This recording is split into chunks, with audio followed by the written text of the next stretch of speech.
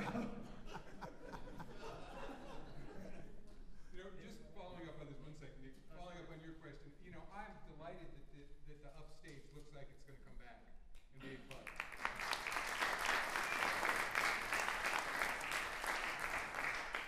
And I will be more delighted when the Orchid Lounge or something like that happens on the west side.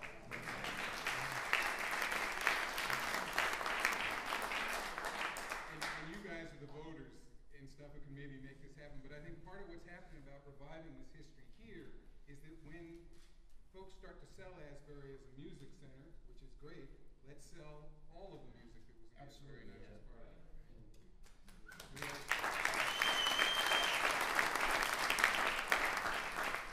Yes, sir.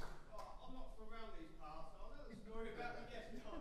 I know the story about the race riding, but what I am curious to know, because I don't know, is what was the cause of them and what actually started at that time? Well, I think that what Nicky and Bobby said is that the living conditions were horrendous over there. There were old wooden buildings from the turn of the century, had not been repaired ever, and they were owned by slumlords, and a lot of the people who lived over there worked at the usual menial jobs that didn't make a lot of money, and they didn't have money for repairs, and it wasn't their property, and it just was horrendous lifestyle over there. And right across, in the summertime, you go down to the beach, and there's all these people with lots of money, not on the beach, and they weren't really welcome on the beach. Well, that's what I learned too. Yeah. There was a section of the beach in Asbury Park back in the late 50s that it was allowed for black people to go, and the rest of it was all white. And that kind of thing, the unfairness of it just eats at you day after day. And as I say, we were young. I lived in Ocean Grove. It's quiet as can be. We really didn't feel it until it erupted, and then you realized, yeah, that's not fair. You knew it inside, but you really didn't, That's why I've been involved with social issues since that time and before. But that's why we're great at reacting, not proacting, unfortunately. And we're not good at preventive medicine. It's just like I always hear, even heard in The Godfather, when they teach Al Pacino how to shoot the gun, in fact, Clemenza, he says, we should have stopped Hitler in Munich in 1933. Yeah, well, of course. But we need a terrible thing to happen, and then we react to that. But we gotta stop being apathetic. I'm not giving any political, everybody, man. I mean, that's what happened in Asbury Park. Everybody was, until somebody comes in, like the Panthers or somebody, and starts telling you, what are you doing? Like, they wake up, which is what happened in Asbury Park. And the people start not even knowing how they were living, not even realizing it, just an apathetic way of life. And people got riled up to see the conditions that they were in. In fact, I remember I was in Compton. I just want to say this. I was going out to see Danny DeVito told me about some project, and I asked him, I said, well, Compton's burning down out there. And he said, yeah, I could see it from my thing. Anyway, I got out there, and and afterward, I was in Washington. We were at some thing with Bill Clinton and something with the Italian American Foundation, and Danny was being honored. They invited me, but I remember being in a room and saying, the next time them cats riot out there, you people in Beverly Hills better make them walls real high, because they're not going to burn down places anymore. They're going to come over there. And I was said that I was told that I was a fearmonger or something. But it's absolutely true. People were tired, as Bruce said, living in a condition that is deplorable, and they finally realized they were living in that condition and didn't want it anymore. And that's what we have to watch in Asbury Park right now, even. I hate to say that. And I reminded a few people, you gotta fix the whole pie, not half the pie. So it can't be that, we can't still have half as good and half is not so good. We got a shop over there too. There's that little Caribbean market. Yeah, because that's what people agitate, if you want to call them agitators, what can exploit. Yeah. That. And Asbury Park, you got to be very careful, because there's a beautiful new thing opening up, but it can't be, it's like having this all beautiful up here, man, and you're all rotten down below, and it can't be anymore. I'm not making a political statement, but we got to do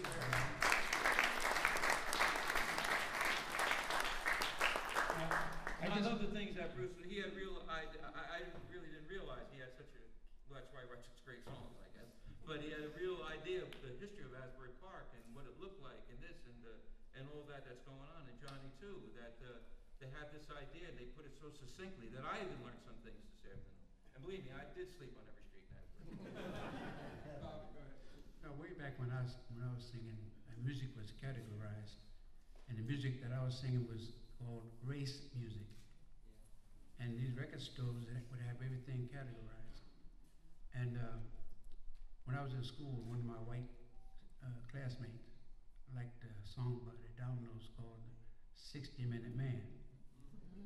And it was on 78s, it wasn't on 45s. So he said, I can't go in the store and buy it because I'm not allowed to. The white owner said, no, you can't buy this kind of music. And the parents didn't want that music in their homes. So he said, would you pick it up for me? So I said, okay. So I went to get 60-Minute Man by the Dominoes, went to school and gave it to him. The next day he said, guess what, Bob, you gotta give me another record. I said, why? He said, because I stuck it in my belt. And as I was starting up the steps, he said, the 78 broke. I wouldn't get him another one, but the 78 would break even if you stare at him too long. That record had one of the great equations. Was it 20 minutes of loving? What was the lyric?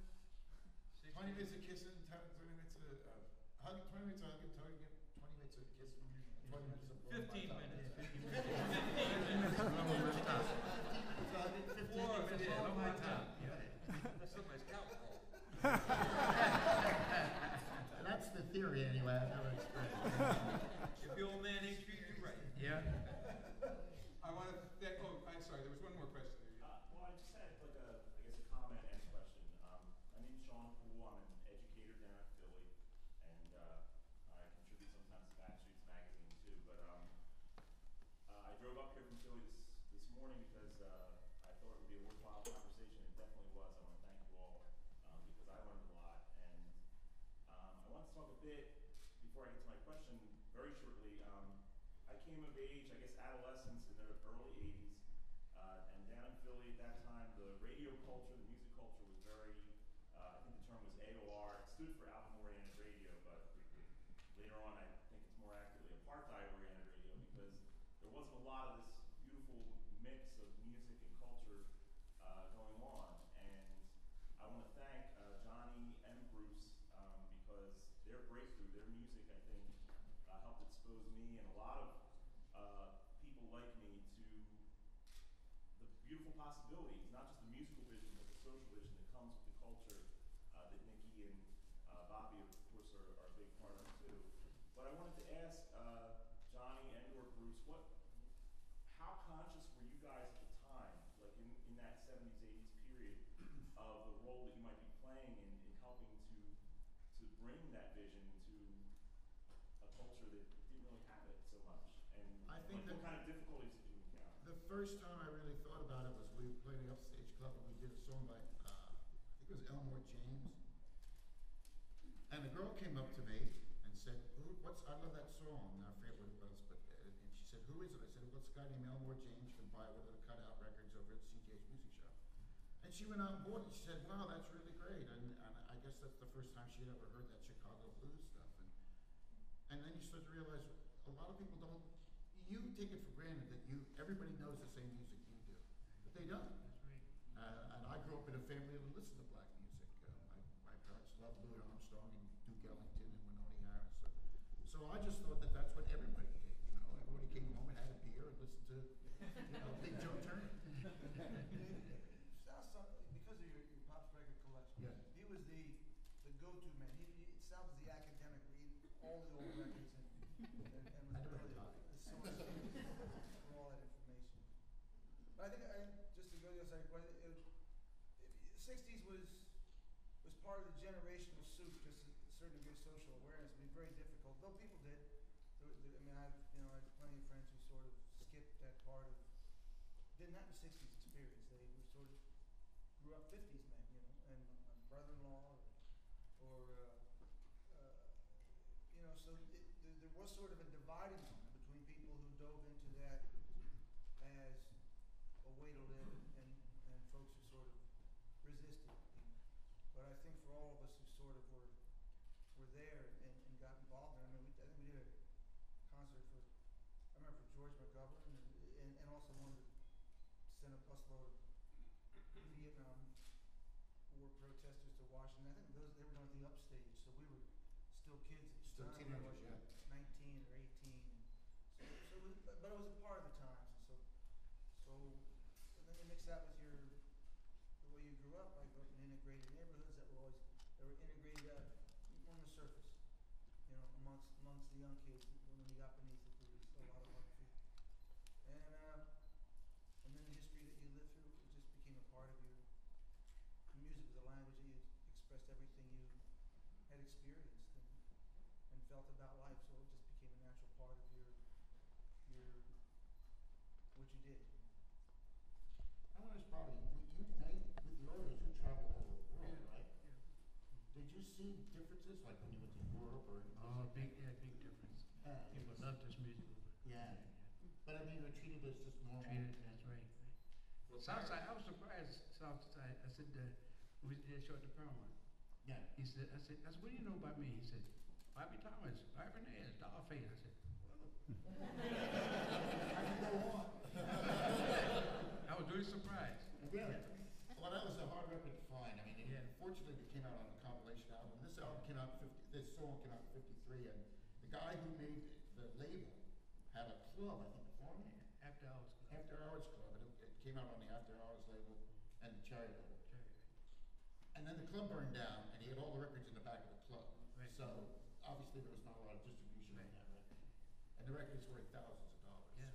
Well, when I came to Asbury Park, and I have a minute to say this. Sure. The first, when I was a little kid, I didn't sing or anything, but I heard "If You Love Me" by the Blue Notes. Yeah. Because you would hear all this stuff, which I eventually recorded. I just loved it so much. Actually, it's a song written by Edith Piaf, Hymn d'Amour, and they took that and then made she's one of the writers on it. And somebody I admire. I like Edith Piaf, by the way. But anyway, that music, and then I saw a record called "My Girl Awaits Me" by the Castells. I mean, this is something. This is the farthest thing from doo-wop. I mean, it's got that. No, I agree with you. Doo-wop was kind of a misleading thing. Yeah, because they added everything. There was a few times they used it. That's more for the white groups, really, that did the doo-wop stuff. But anyway, they had that haunting gospelish sound in it. So if you listen to old records, man, it just takes you somewhere. And I just thought this is the most beautiful thing I ever heard. And then Mario Alonso came underneath. But then, and then Bruce Springsteen is Southside. I don't want to do that. I gotta tell you, really, the first time my brother-in-law came too. Bruce sat in. I just got told briefly. My brother-in-law Joe's back there. His wife, we got him in the Pandemonium. I said, "You're gonna see something nice, man." Bruce, I think he had a Les Paul guitar at the time. Am I right? My memory serves me. And Vinnie Rosenberg Lopez and Billy Ryan sitting there. I thought I was going to lose him because when this guy Jack from the Jaywalkers heard Billy Ryan, he wanted to quit playing.